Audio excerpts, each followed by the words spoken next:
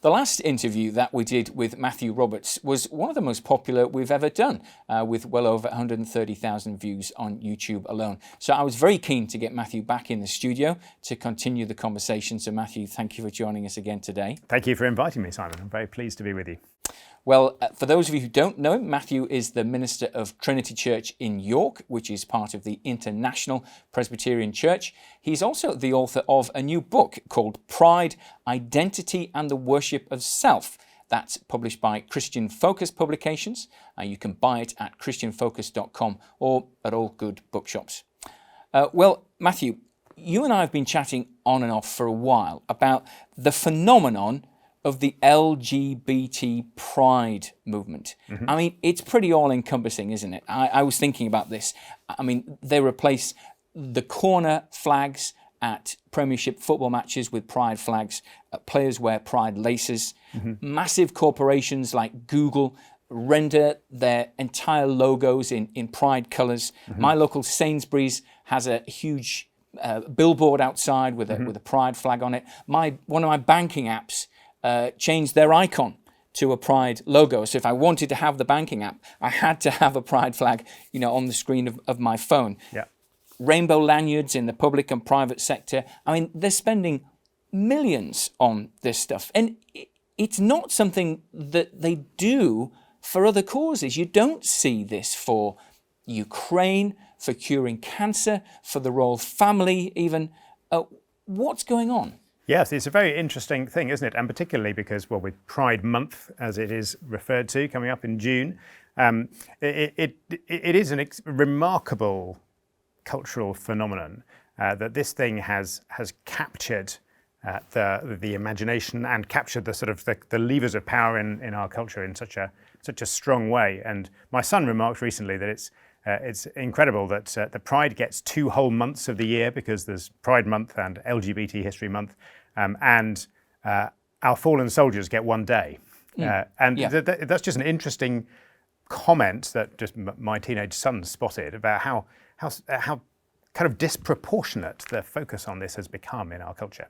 Yes, and I mean, it has consequences as well in terms of the ideology behind it. So, for example, several years ago now, I went to the Department for Education in London. And I don't know, this building is 6, 7, 8 stories or something. And there's an atrium inside where you can look up the inside of the building. And there were pride flags, floor to ceiling, on every one of the 8 floors of this building. So when you looked up, you saw a pride flag extending the entire height of the building. But we know that the DfE has very much embedded LGBT ideology and Stonewall ideology in education. So it's not just a symbol, that there's an ideology behind it as well. Yes, that's absolutely right. And I think one of the key things that we need to see as a culture is that this has gained what in any other culture would be referred to as really a religious status. It's become normalized at every level of society.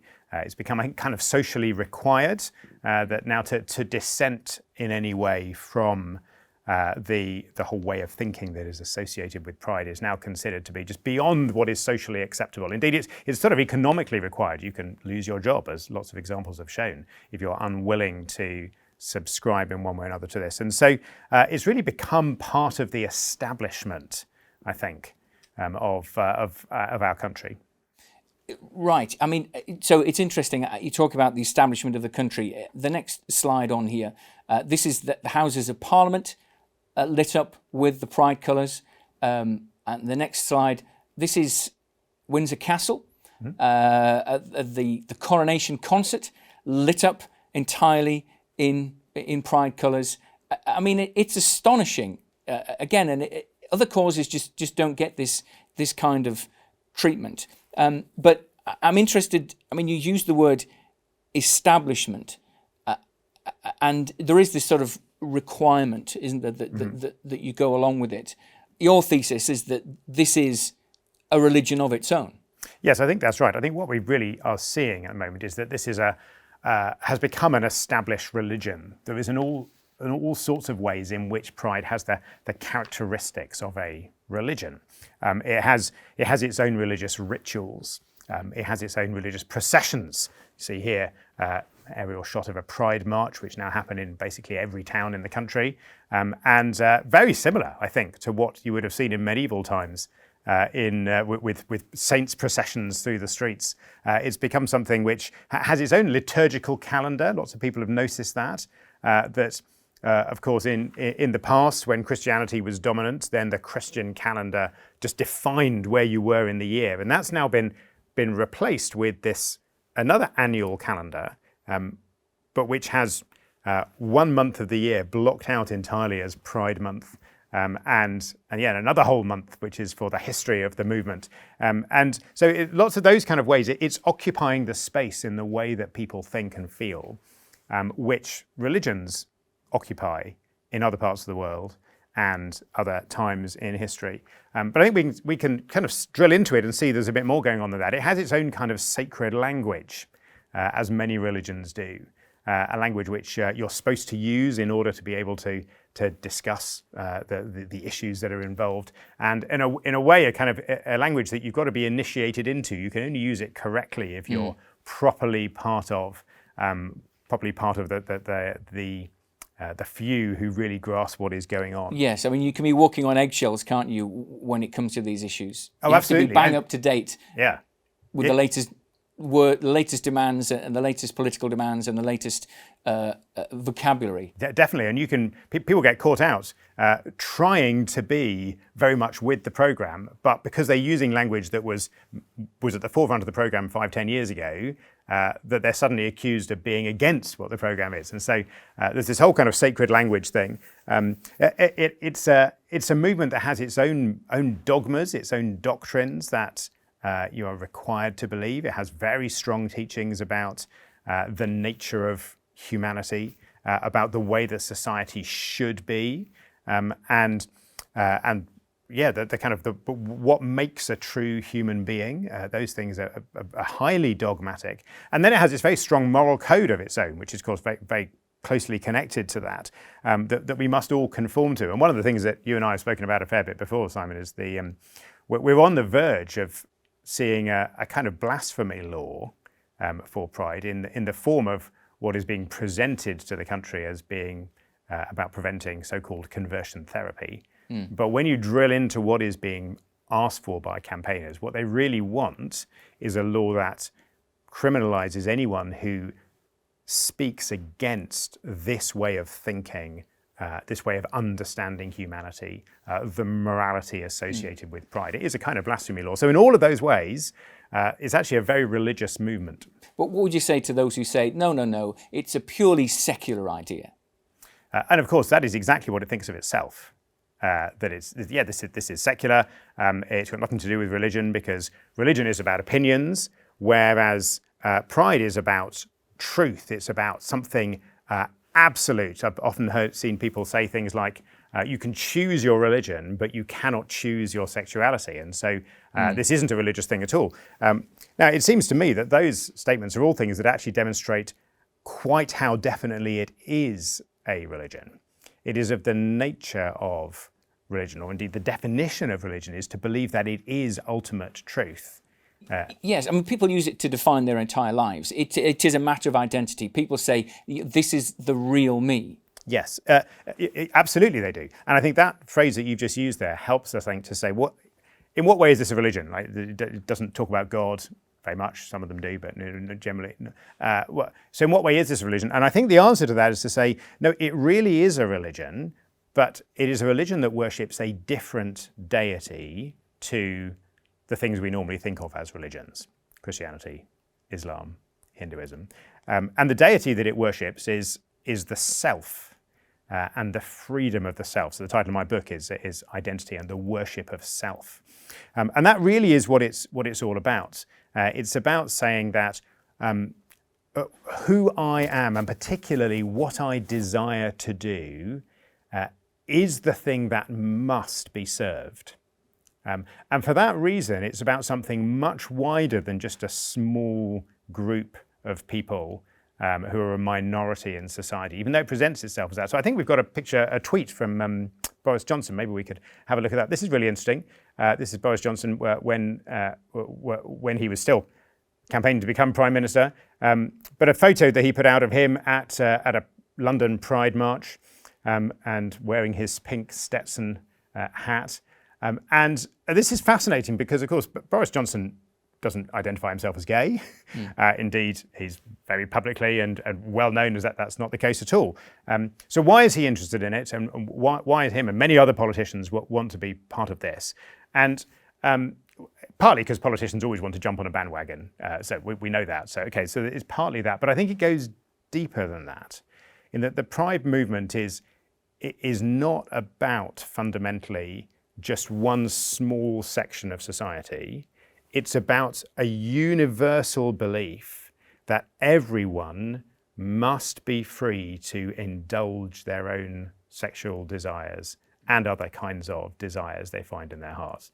And of course, that is something which suits people of all sorts. Yes, I mean, follow your heart. Yeah. Is one of the great mantras of the age, as Disney often reminds us. Yeah, absolutely. And therefore, so the Pride movement, if you like, and particularly the sort of the marches and all the things that happen tend to happen in June each year, are they kind of have a sort of sacramental significance, if I can dare to use some Christian terminology and kind of say it's a little bit like that.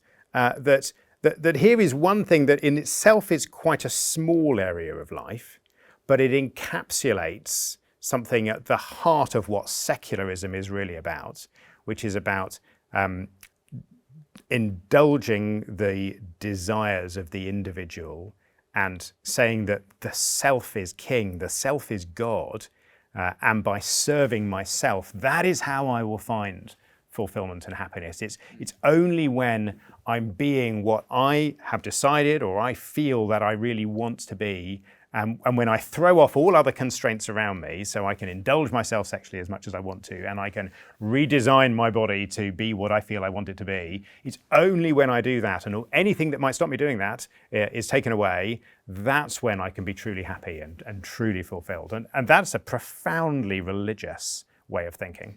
Okay, so what would you say to somebody who said, look, you're overreading this? The pride flag is just a harmless, bright, colourful, cheery symbol of human unity and inclusivity. What would you say to them? Well, I don't doubt, of course, that is how it is promoted. And of course, that is how by many, many people it is believed and seen. And yet, tragically, because the self is not God, and because this is not a true account of what a human being is, that therefore there are some pretty serious destructive effects of all of this. We've just seen seeing a few things here that just illustrate the transgender movement. We had Mermaids and Stonewall, and here now the Gender Identity Development Service and the Tavistock Clinic been in the news very much. This whole way of thinking, this whole, could we call it a religious cosmology that says that reality is found inside yourself and the self is the deity, it leads to terrible destruction. And that the trans movement demonstrates that more clearly, really, than anything else.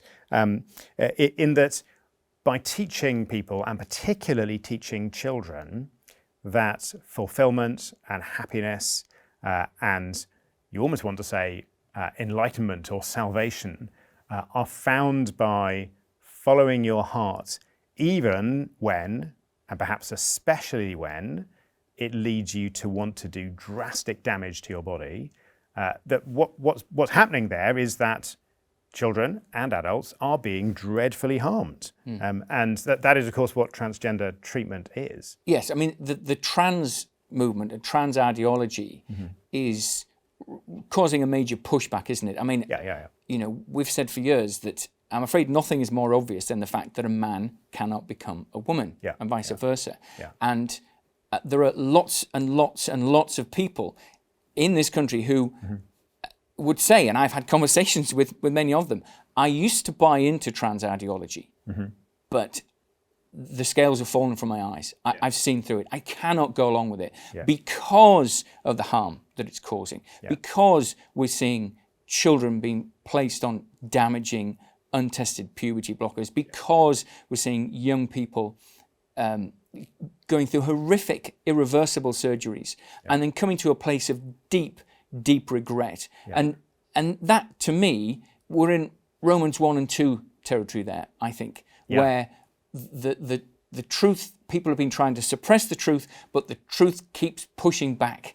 And the moral law is written on our hearts, and there are just some things that are so obvious that we can't not know them to be true. Yes, I mean, that is true to an extent. It's also true that the power of any religion and the power of a false religion is that it does blind people's eyes. And the incredible thing is we're in a situation where something so obviously horrific as a movement that encourages children to sterilize and mutilate their own bodies has been accepted pretty widely and with pretty open arms by a lot of people. Now, how can that come about? And the answer to that is because the underlying religious conviction about the primacy of the self and that who you are is defined by your feeling. That's got so deeply embedded, and that's been embedded by the Pride movement from its inception back in the 70s, I guess. But actually, it was embedded long before that in the sexual revolution of the 60s. But actually, it was embedded long before that in what philosophers have been writing for 150 years before that, in this idea that we define ourselves, we must worship ourselves. Because that's got so embedded, therefore, we're willing to believe something with awful consequences. And there's incredible ironies with this. When the government put out their consultation in autumn 2021 on the so-called conversion therapy, and one of the examples that they used, or two of the examples they used, were female genital mutilation and what happened horrifically back in the late 40s to Alan Turing, who was subjected to chemical castration. And these are held up as examples of this is what Christians, well, that was kind of left slightly unsaid, but not really, are trying to do now. But the irony is that those two things are actually precisely what the trans movement is doing now. The standard treatment given to transgender boys is the same thing as was done to Alan Turing, giving female hormones for a chemical castration. And of course, trans surgery is a kind of genital mutilation. And so the power of this dogma to blind people and then to make what previously was horrific into now what is morally required is astonishing. But that is what false religions do.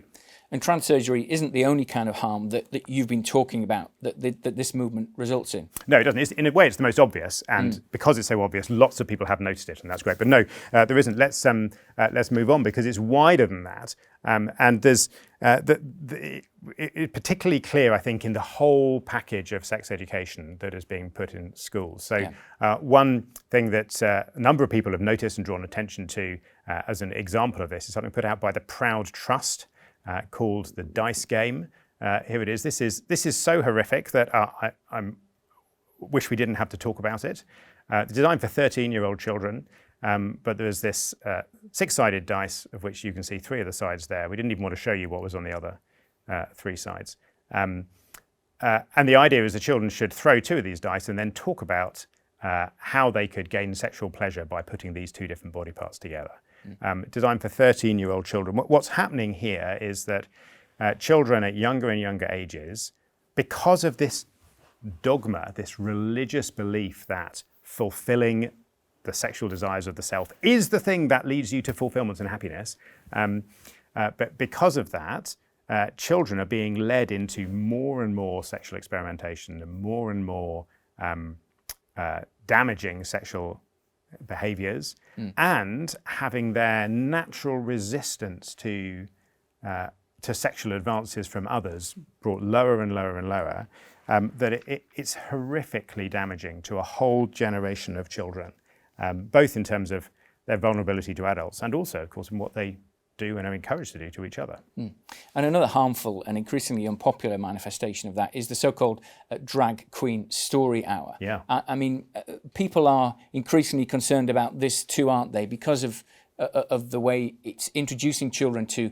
really quite sexualized concepts at much too young an age. Absolutely. And it's very telling in how it does this, and what the Pride movement has done all the way through is to take things that are really good, natural, human things to do, and then subvert and in some ways invert them. So reading stories to children, what could be a more good thing for adults to do? Sit down with their children and read them stories.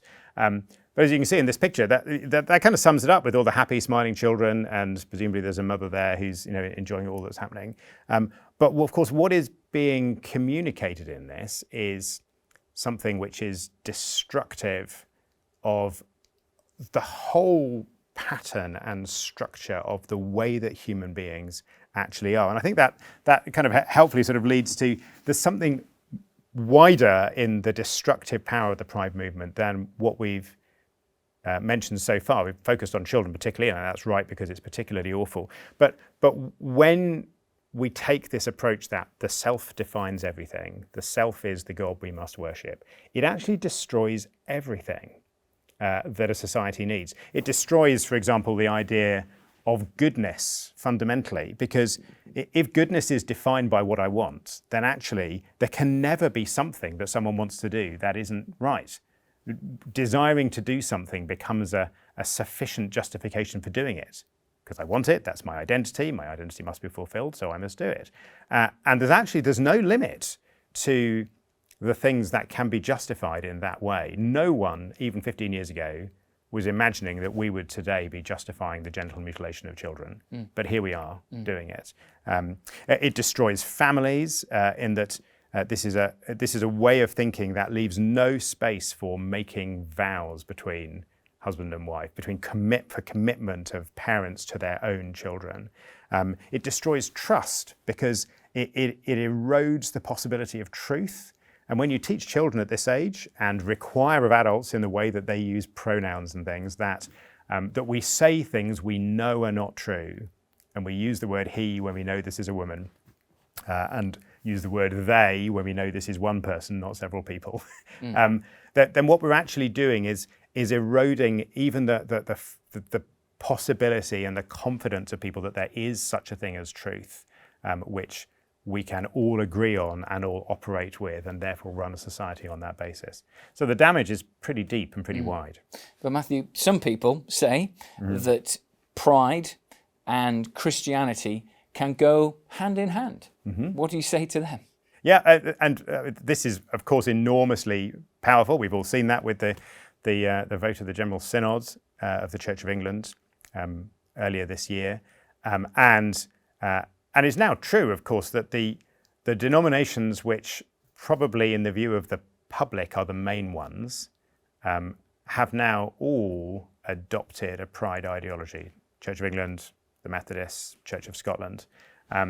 And so therefore it's definitely true that in the eyes of many, and this is now regularly being said to Christians, oh no, it's fine for Christians to believe these things. I believe there was even a court case recently where the judge said that she could see no tension or difficulty between a pride march in a school and Christian faith.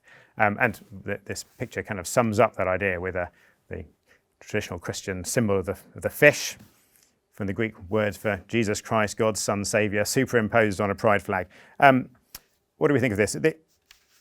There is one sense in which they do go together, because it is true that pride is parasitic on Christianity. What do I mean by that? And I know that sounds a bit harsh, but I think it's true in that it plays on Christian notions of compassion and Christian convictions about all being in the image of God and the value of every person. Those are absolutely Christian ideas. No one else came up with those ideas. They come from Christianity. But it takes those ideas, but then applies them to an understanding of what a human being is, and indeed who the real God is, replacing the holy God of the Bible, the Holy Trinity, with the deity of the self, and applies it to those, and therefore completely turns the thing upside down and subverts it. And so what you really have here is two utterly different religions. They've got two different gods. One is we worship the God and Father of our Lord Jesus Christ, the God who is Father, Son, and Spirit, the God who has revealed himself in Christ, and therefore is to be found in the words of the pages of Scripture. And the other is that your deity is yourself. You must fulfill yourself. You must follow the desires of your heart, and that's the only way. That's the only way to live. And those are two different deities, and therefore the religions around them are completely different, and it leads to two different gospels. So, Yes. The Christian gospel is we were trapped by our sin. And the desires of our heart are our problem because they've been spoiled by our rebellion against God. But Christ has come to free us from the things we naturally want to do and to transform us by his Spirit and forgive us through the blood of his Son so that we can become what God wants us to be. And this gospel is the basis on which gay people are welcome in our churches and trans people are welcome in our churches. Oh. Absolutely, 100% as much as anybody else is welcome in our churches. Absolutely, it's on the basis of the gospel and genuine Christian compassion. Is that right? Absolutely, and that's really the point of my book is to spell out the Christian gospel is exactly what those who've been caught up in this whole thing need. It's what everyone in our society needs, is that we need rescuing from the sinful desires of our hearts. And that's sexual ones, but it's all the other ones too. Pride, on the other hand, has its own gospel, but it's exactly the opposite. Rather than you're set free from your naturally corrupt desires to enable you now to follow the laws of God, rather it's the laws of God and the external expectations of society, they're the problem, and we're rescued from God's commands, which are terribly bad for us, and set free so that we can now indulge our sinful desires. It's the exact opposite. We've got two different gods, we've got two different gospels. And I think the great irony of all this is that pride is exactly the right word for it. Because in Christian theology, really we're all the way through the history of the church. And you see it very clearly in lots of theologians. I mean, St. Augustine talks about this, and it's picked up much later on. Milton in Paradise Lost makes this the centre of the problem of what went wrong with Satan and his angels, is that pride is all about putting ourself in the place of God. That is what pride is, and that is the heart of what's wrong with sin. Ezekiel in the Bible describes it this way, as he talks about the core of sin and says, because your heart is proud and you have said, I am a God, I sit in the seat of the gods, yet you are a man and no God. Really, pride perfectly sums up what we all need rescuing from. It is putting self in the place of God. And the glorious news of the gospel of Christ is that he's come to save us from that. And so the Christian gospel is what not just one small group of people needs or certain sexualities need. It is a culture like ours which has really embraced this as a religion, needs to hear of Christ more than anything else. All of us, every single one of us. Absolutely. And the glory of the gospel is that, yeah, we're all proud, but Christ in his humility has come to save us. Well, we must pray that we have the courage and the wisdom to hold out this word of life to gay people, to trans people, and to everybody else, because as you say, it is the answer. Matthew, it's always fascinating to talk about these things with you. Thank you so much for joining us today. Not at all. It's been a great pleasure. Thank you for speaking to me. Well, if you'd like to know more about what Matthew has to say about these things, then do pick up a copy of his book, Pride, Identity and the Worship of Self, available from Christian Focus Publications. And there should be a link below where you can buy that. And if you've enjoyed this video, again, do subscribe to our YouTube channel so you can see more of them. But for now, thank you for joining us. Goodbye and God bless.